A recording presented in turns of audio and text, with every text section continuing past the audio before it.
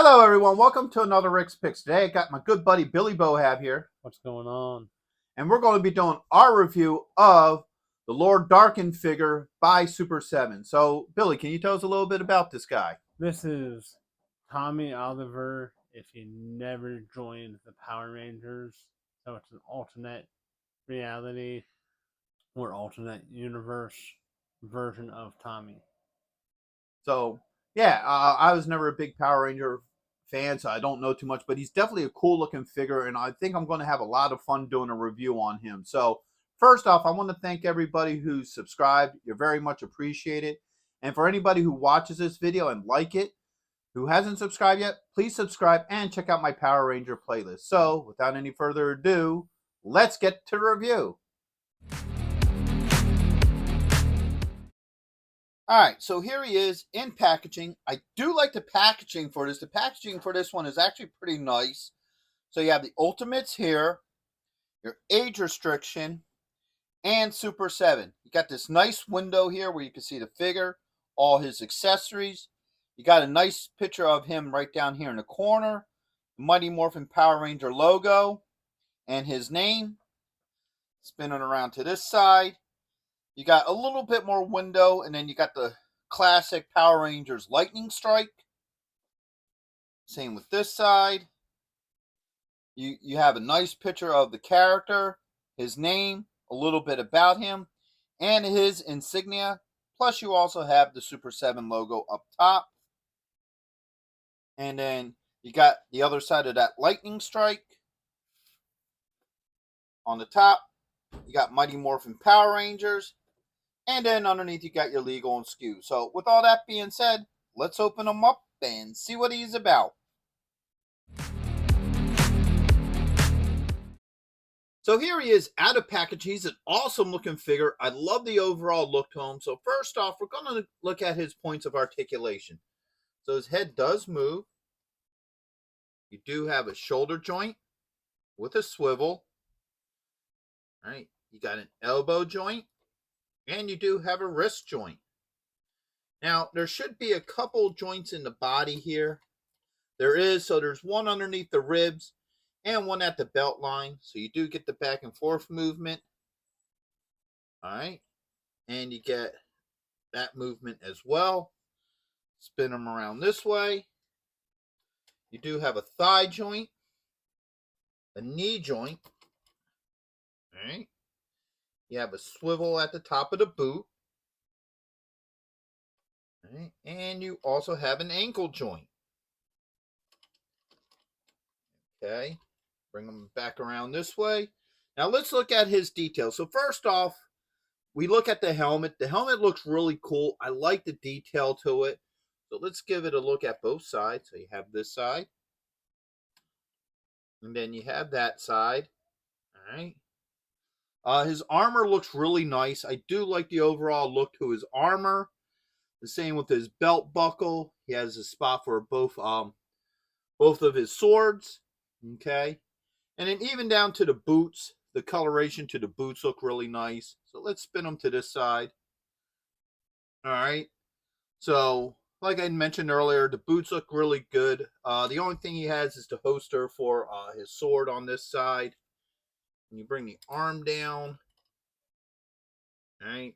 You get the detailing in on his arm gauntlet. The back is a continuation of the upper armor, which looks pretty cool. Matches up very well with that. And then this side's the same as the other, except for it has the flute dagger, holster on this side.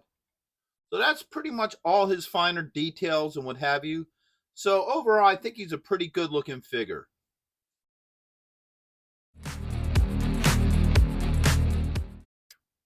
All right, so now we're going to take a look at his accessories. So first off, it comes with a whole lot of hands. So he has this hand here that almost looks like a trigger hand. All right. You have its counterpart right here. Okay. You have two holding hands. All right. They are. You got two semi-open hands. All right. 1 and 2. All right, then you have two, like, I guess, like, somewhat want to hold, almost like a wrestling move type hand. The open hands like this. All right. He has his thing called the Zords. Well, his Zord. All right. He comes with 3 alternate heads.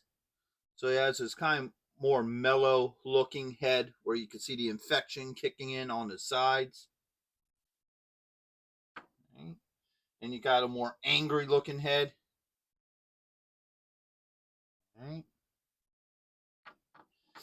You have the flute dagger. I'm not exactly sure its exact name. Billy probably knows. Right. And then you have his sword. Now the funny thing about this sword, and Billy and I were looking at this. Now apparently there's supposed to be a lion's head on the top of this. Now I don't know if it gets broken off in the series when he becomes this or what. At first we thought it was a flaw with the figure itself, but it isn't, because my wife actually has this figure as well. And it's the same thing. And when we looked at some of the pictures of it, it shows it sitting like this. I don't know if that's something that happened in the series or the movie, but that is something worth mentioning. All right, and then last but not least, he has the Red Ranger's helmet with some damage along the top of it and what have you. I'm not sure if that's like a bite mark or finger marks. I'm not completely familiar with this part of the series. So now let's see how well all this stuff works with him. So let's start with the heads. All right, that head popped off pretty easily. No issues. All right. Angry head fits on pretty well. Doesn't like the factor that he's angry, but it is there. All right, so the angry head works. No issues with that. All right, let's get the not so angry head. All right, that's on there now too. Don't fall over. There we go. The not so angry head works as well. And the red helmet, Ranger's helmet, does look like it can go on to him. So, boom. You can also do the red helmet on him. So all the heads swap out pretty easily. I don't have any issues with that. Let's go back to the white helmet. All right. So now let's check out some of these hands, because he has a whole lot of them. All right, get these fists up. All right, so let's try one of these open hands. All right. And then try the other one. We're not going to do all the hands, just because, if you could get a couple of them to fit pretty well, then they're all going to fit. All right. So those 2 hands work pretty well with him. I don't got any issues with them. All right. So that's the open hands. All right. Well, these are holding hands, so let's hold off on them until last. And you got these hands that fit in very well, very easily. No issues with those. They actually look like they may work with the swords. So let's check them out. All right. So that sword goes in that hand pretty easily. And that fits in there pretty well. So these 2 weapons work very well with these 2 hands. No issues with that. All right. Take these weapons out of there. Let's swap these hands out. Eventually, get out of there. All right.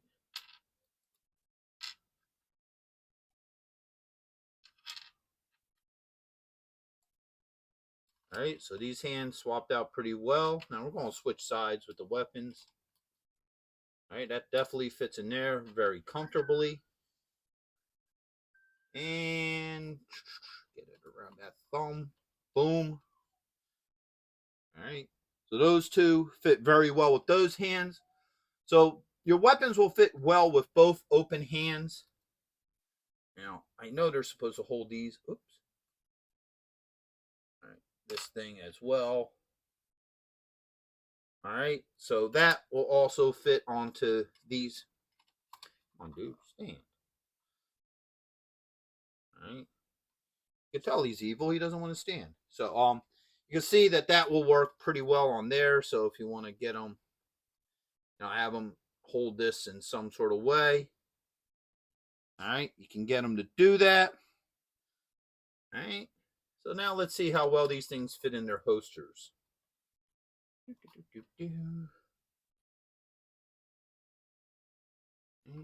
Now that's not for that one. This one goes on this side.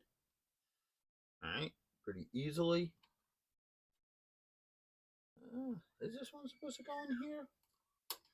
That's a good question. No, that's too big for that. I thought it looked too big. And it's a little too big for this one, too. Alright. So, I guess I was right originally. The flute dagger does fit in there. It feels a little big for it, but it does work in there. And then, of course, the sword fits in there. So, everything seems to work pretty well with this figure. So my final thoughts on him is his joints work really well. I don't have any issues with any of his joints moving. His hands and head swap out pretty good. Didn't have any issues there. His weapons fit well in his hands and in their holsters. Though the dragon dagger does, fit a little loose. The holster looks a little big for it, but it still works. So I don't have any real issues with that. What are your thoughts on him, Bill? Yeah, I definitely love his look, and he's definitely one of the best Super 7 figures I've gotten. All right. So would you recommend him? Absolutely. Me personally, yeah, I'd recommend him too to anybody who's a big Power Rangers fans. I definitely recommend him to go with your collection. So with that being said, I hope you all did like this review. If you did, go ahead and check out my Power Rangers playlist and hit that like, share, and subscribe.